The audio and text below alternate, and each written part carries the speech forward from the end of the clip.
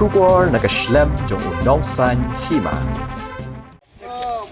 来พัดรถสเตย์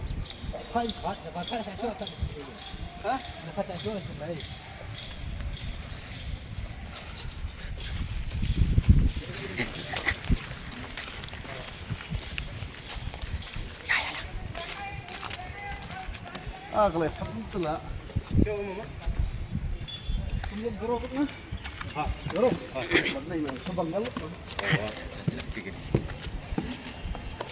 ใช่เหรอแม่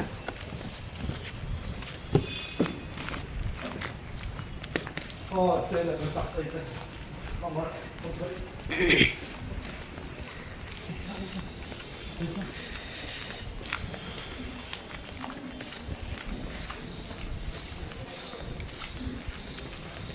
Hakan! Hakan! Hakan lo stay le?